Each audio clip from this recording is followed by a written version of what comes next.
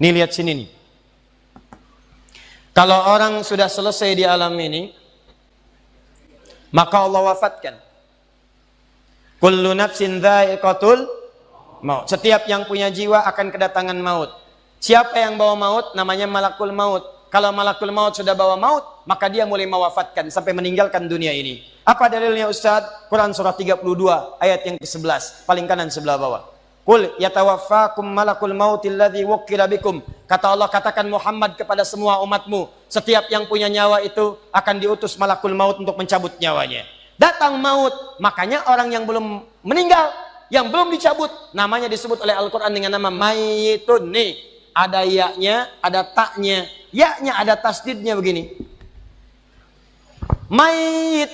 Kalau ada tasdid berarti artinya CM, calon meninggal.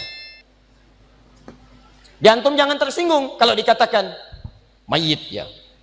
Iya. Sama dengan ustad. Iya. Innaka mayyitun wa innakum mayyitun. Engkau mayit, mereka pun mayit. Engkau akan wafat, mereka pun wafat. Cuman Allah membedakan waktu-waktu wafatnya. Barangkali tidak sama semuanya. Bisa antum duluan, saya belakangan, mungkin. Atau mungkin juga ditukar, jangan salah, bisa ditukar. Saya belakangan, antum duluan, bisa. Gak ada bedanya Ustadz. Ya sudah, saya duluan, bisa setelah antum. Nah, dipakai tasdid. Kalau datang maut, maut datang. Maut lewat malakul maut. Maut ini mengambil nafas, diambil tasdidnya nih, ambil ke atas. Begitu diambil, qul yatawaffakum malakul mautil ladzi wukkila bikum. Kullu nafsin dha'iqatul.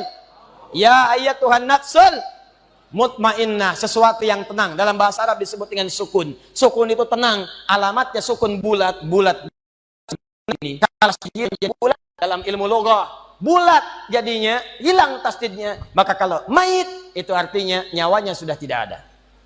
Mayitun masih ada nyawa, diambil malakul maut jadi mayitun. Nih alam kubur. Begitu pindah ke sini, datang malakul maut, dicabut nyawanya, maka diwafatkan, ditinggalkan dunia ini. Maka orang mengatakan telah meninggal dunia. Artinya apa? Ditinggalkan dunianya. Lihat sini, fokus.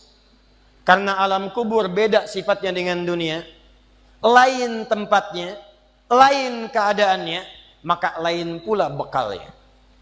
Jangankan alam kubur, beda tempat di dunia saja sudah beda keadaannya. Anda orang Indonesia ingin datang ke Malaysia, kalau bekalnya tidak ada Anda bawa, tidak akan mungkin Anda bisa masuk. Apa di antara bekalnya? Ada paspor yang mesti distempel begitu masuk imigrasi. Pergi lebih jauh lagi, misalnya saya pengen ke Australia, maka Anda harus ngajukan untuk mendapatkan visa. Lebih jauh ke Amerika, visanya bisa lebih sulit lagi. Maka bagaimana dengan alam kubur yang sifat keadaannya beda dengan dunia? Makanya bekalnya pun tidak akan sama. Jadi kalau Anda cuma mengumpulkan bekal dunia, maka semua bekal itu akan ditinggalkan saat di dunia. Maka orang mengatakan meninggal dunia, maksudnya meninggalkan dunia dengan semua bekalnya. Nih, maaf ya, jam dunia, baju dunia, handphone dunia, gelas dunia. Jadi semua yang kita dapatkan di dunia, rumah yang luaskah, mobil yang mewahkah, pakaian yang glamorkah, kalau sudah meninggalkan semua alam dunia itu, maka hilanglah semua yang kita kenakan. Habis semua kita tinggalkan. Walaupun Anda koleksi yang bagus-bagus, tetap tidak akan pernah dibawa. Jangankan Anda, yang mengantarkan saja tidak akan menyertakan. Silahkan cek. Anda punya koleksi mobil paling bagus, apakah saat wafat dikuburkan dengan mobilnya? Tidak. Anda punya handphone paling mewah, kenangan tingkat tinggi. Di handphone itu suka dipakai bikin status tentang hadis, tentang ayat, tentang tafsir. Tiba-tiba ketika akan wafat, Anda wasiat kepada istri Anda tercinta. Mama, ini handphone kesayangan Papa. Handphone bekal ibadah. Tolong kalau meninggal, kuburkan dengan handphonenya. Kalau Mama kangen, miss call aja. Mustahil. Tuh air, mereknya Bengkulu Fillah. Nikmat di dunia. Tapi apakah ketika masuk ke alam kubur dibawa? Tidak. Selesai. Maka bagian pertama, Anda mesti sadar, ini yang mau saya sampaikan. Dan dari sini, saya akan lebih fokus kepada apa yang ingin saya sampaikan. Kita mesti sadar teman-teman sekalian, pertama kata Allah kita akan wafat. Antum akan meninggal. Wafat. Wafat. Wafat. Wafat. Jadi Antum kalau melihat di cermin tuh, ngaca dulu, ngaca, tunjuk wajah antum, wafat. Kamu akan wafat. Ketika Anda sadar Anda akan wafat, meninggalkan dunia ini, maka Anda mesti paham, udah punya bekal belum untuk pulang? Udah punya persiapan belum? Jangan-jangan Anda sibuk menyalakan rumah dunia Anda. Begitu padam listriknya, sibuk telepon PLN, telepon ini, telepon itu. Masuk ke alam kubur nggak ada cahaya, mau PLN mana yang dihubungi? PLN yang datang malaikat mungkar. Menerbuka. Siapa Tuhanmu? Siapa nabimu? Apa kitabmu? PLN. Gelap. Gelap dan gelap. Karena itu orang-orang yang tidak siap dengan kehidupan berikutnya, maka mohon maaf, dia akan merasa ketakutan ketika meninggalkan dunia ini. Bahkan ada yang saking takutnya, malaikat langsung bergerak untuk memaksa dia cepat meninggalkan tubuh dunianya. Muncul Quran surah ke-8 ayat ke-50. Kata malaikat, akhriju anfusakum. Kamu ini susah banget pulangnya, maka dipukulin oleh malaikat. Pukul, pukul, pukul, pukul. Teman-teman, karena alam kubur itu bekalnya bukan bekal dunia, maka Anda tidak akan pernah bisa membawa cahaya dunia ke alam kubur. Maka saya ajak Anda pada malam hari ini, coba ayo kita berubah. Tolong pikir baik-baik, tidak akan ada yang abadi. Dan besok pun belum tentu hidup. Demi Allah saya katakan, Allah bisa mewafatkan kita pada malam hari ini. Saya cuma mau tanya sebentar aja merenungkan. Tolong tanya pertanyaan saya ini, tanyakan pada diri Anda sebelum tidur. Kalau Allah wafatkan Anda pada malam ini, sudah siapkan Anda dengan bekal pulang Anda kepada Allah. Karena itu hukum mengatakan, orang yang tidak punya bekal, maka dia tidak siap untuk mudik.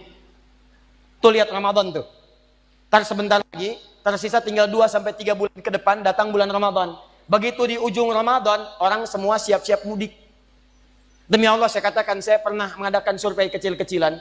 Saya tanyakan pada sementara orang yang tidak mudik. Saya tanya, kenapa nggak mudik? Ustadz, nggak ada bekal. Dunia saja tidak punya bekal, malu mudik. Tidak punya bekal, susah mudik.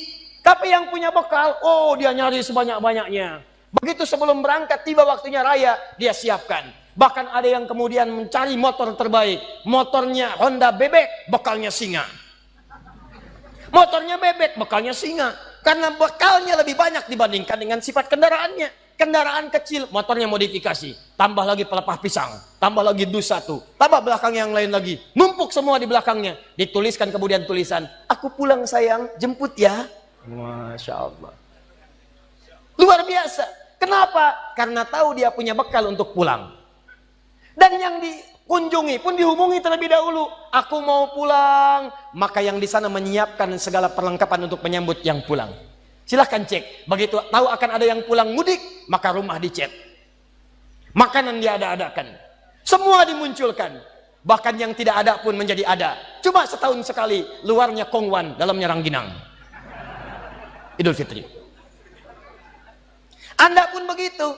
Jadi kalau dunia saja punya sifat mudik, maka akhirat pun demikian. Orang-orang yang punya petanya cuma dunia saja, maka selesai hidupnya di sini. Kata Allah, nih saya berikan gambaran. Yang visinya cuma sampai sini, maka saya berikan semua kenikmatan dunianya seperti yang dia inginkan. Tapi begitu selesai ini, ditenggelamkan di alam kubur sampai kedalaman yang paling dalam. Turun ancaman. Allah tidak menginginkan semua manusia larut di sini. Tapi kata Allah, saya tidak maksa. Nih saya berikan gambaran kepada Anda. Kata Allah, turun surah Al-Humazah. Wailul likulli humazatin alladzi jama'a malahu yahsabu anna malahu akhlada. Kata Allah, hei yang terlampau sibuk dengan dunia. Suaminya sibuk cari harta, hitung lagi, hitung lagi, hitung lagi. Istrinya sibuk kumpul-kumpul dengan sesamanya, cuma membicarakan harta suami. Sosialita yang senang dengan kumpul-kumpul saja. Tidak ada manfaatnya. Cuman ngobrol, cuman gibah, cuma macam-macam. Makanya ketika menyebutkan kalimat saling cela, saling ngobrol, menggunakan tak marbutah. Tak marbutah menunjuk pada perempuan. Wailul likulli humazatil lumazah. Pakai tak. Sedangkan tak sifat menunjuk pada perempuan. Muslim laki-laki. Kalau ingin jadikan perempuan, tambah tak di ujungnya. Muslimah. Mukmin laki-laki. Perempuan. Mukminah. Soim laki-laki, perempuan. Wah, itu dia. Sesuatu yang kokoh, kuat, berwibawa, mantap, punya tenaga. Makanya tanda-tanda laki-laki pun beda. Punya kumis. Laki-laki berkumis, perempuan tidak. Punya wibawa, punya kata-kata yang kuat. Makanya kalau ada laki-laki suaranya sedikit gemulai saja, itu akan kehilangan sifat wibawanya. Nama siapa? Nia. Oh. Nama? Nia. Nama lengkap? Kurniadi. Hilang.